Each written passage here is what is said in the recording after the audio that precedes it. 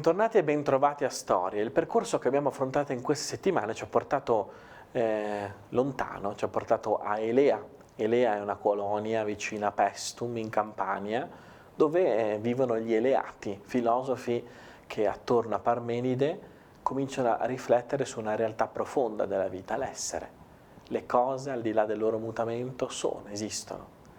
E la cosa interessante è che questi filosofi cominciano a rifletterci su queste cose, cercando proprio anche di vedere come le loro argomentazioni reggano l'urto delle argomentazioni altrui.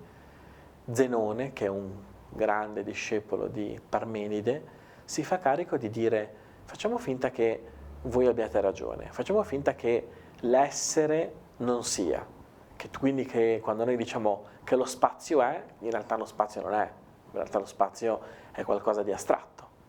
Se lo spazio è qualcosa di astratto, allora lo spazio si può prendere, prendiamo lo spazio e lo dividiamo. Tanto non esiste, quindi prendiamo lo spazio e dividiamolo. Ecco, se voi prendete lo spazio e lo dividete e mettete Achille in un punto A e la tartaruga in un punto B e dite ad Achille e alla tartaruga di muoversi, la tartaruga si muoverà di un pezzetto che è diverso dal pezzetto di Achille, per cui Achille potrà muoversi di quanti pezzetti vuole, ma non arriverà mai a raggiungere il pezzetto della tartaruga, proprio perché lo spazio è divisibile, non è comunicabile, non esiste. Se lo spazio non esiste, se lo spazio è divisibile, se lo spazio è comunicabile, non è comunicabile, allora Achille non raggiungerà mai la tartaruga. È un paradosso.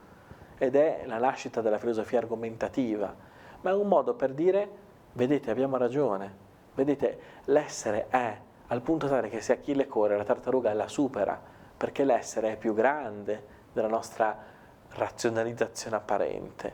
L'essere è qualcosa di complesso, è qualcosa di completo, qualcosa di finito, qualcosa di concluso. Ecco, la filosofia eleata, la filosofia degli Eleati, lascia al mondo greco questo patrimonio, il patrimonio dell'essere, il compito di guardare all'essere e di capire di più che cosa c'è dentro l'essere, che cosa ha a che fare con l'essere. Sarà questo l'ingrato compito a cui dovranno affacciarsi i successori di Parmenide, che vedranno in Parmenide il fondatore della filosofia occidentale, così come la conosciamo.